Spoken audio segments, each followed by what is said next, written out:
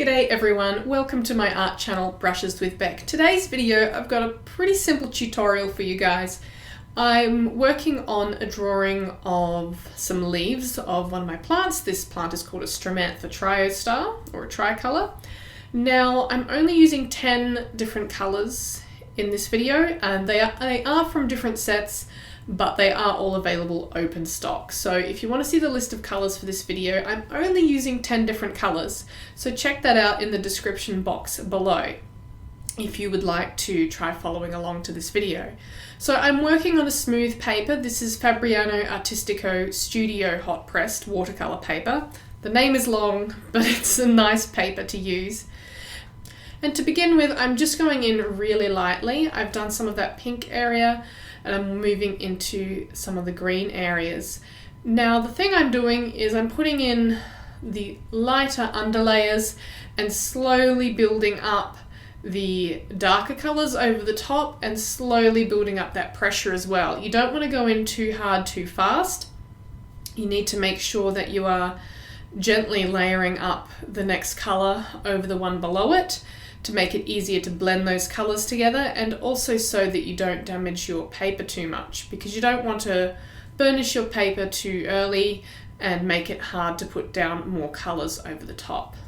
Now I'm using one blue pencil in this, that's the Derwent Drawing Smoke Blue, just to get some blue tints into the green areas of the leaves there.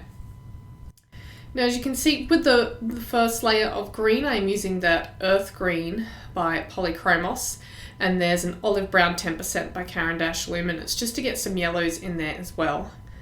And as you can see on the close-up, it really is light layering of the different colours, adding in a warm grey to really darken up some of those green areas. And before going over with the green again to make the colour more rich and to make that darker. You don't want to go in dark all at once. It's about building it up slowly over time. So that's basically the process for this entire piece, is that gradual layering process. And the really important thing with a smooth paper like this as well is to remember to keep your pencil nice and sharp. Blunt pencils don't put colour down easily onto smooth paper in my experience, and it makes it harder work for you to then colour in your piece if you're working with blunt pencils. Now I found that the Salmon colour by Derwent Lightfast was actually a really lovely colour in those pink areas for blending out. It really smoothed and blended those other pink and purple tones together very nicely to get the colour tone I was after. So there are some pencils I find that smooth and blend out other colours better than some others do. So it's a matter of playing with your pencil sets and find what you think works for you. But also I was limited in my choices of pink pencils because I was only working from my selection of pencils with a high Lightfast rating, which doesn't include very many pink or purple tones.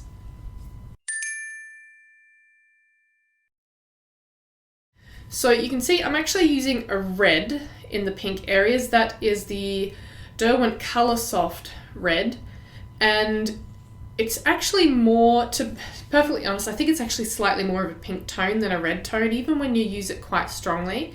And so using it very softly in those pink areas and then blending it out with the Derwent Lightfast Salmon colour, it came up a really, really beautiful colour and gave it just the pink tones that I needed.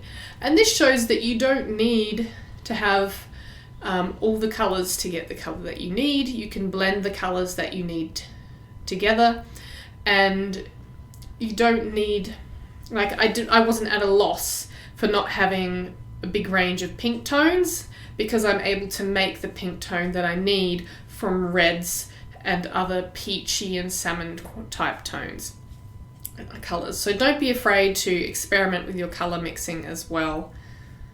So nearing completion of this first leaf here, just putting in some fine little details before moving on to the second one.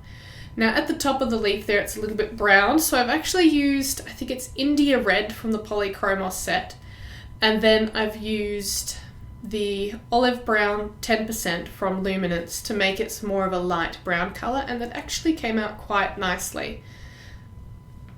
Once again, working in those areas of working in the pink areas first, because not as much of those, before going in and building up my green area. Now I have ignored on my reference photo, there's some light spotting on the leaves. Some of that is from where water has dried on the leaves, and other parts of it is damage to the leaves. So I've completely ignored those bright spotting areas, and I'm just drawing the leaf as if it were an undamaged leaf. So it's, like I said, it's a very straightforward process. There's not a lot of colours to worry about. A few different greens, a few different reddish tones, the dark grey, and some lighter colours as well. So it's very, very easy to achieve a realistic piece with a limited colour palette. I mean, I know these leaves have a limited colour palette to begin with, but you can achieve even a piece with multiple colours in it, more than what this drawing has. You can very easily achieve a realistic piece still with a limited colour palette. It's just knowing how to mix your colours. So with this one, it's not as much colour mixing as it is blending and getting a nice smooth layer down with those pencils. And that is made easier with the sharper pencils. It's easier to apply an even pressure with a sharp pencil. And then by working in small circles and changing the direction of my pencil strokes between layers to help make it nice and even. So I do like working on smooth paper. I often say that I don't like working on smooth paper because it is difficult for me. I often get pain in my hand if I work on smooth paper. I do like working on it, and I really like the results that it achieves. It's just not suitable for me to work on anything more than a small piece like this on smooth paper, because it is too taxing on my hand and it often causes problems up into my elbow, which is why I love using textured paper so much, because it is very easy to apply colour. But smooth paper, you can achieve these beautiful results, these smooth results obviously, and get some really vibrant colours and some really nice detail in. And that's a really good advantage of smooth paper like this, is it's easy to get that fine detail in, easy to use a fine point on your pencil and keep it fine for longer and achieve a really beautiful result.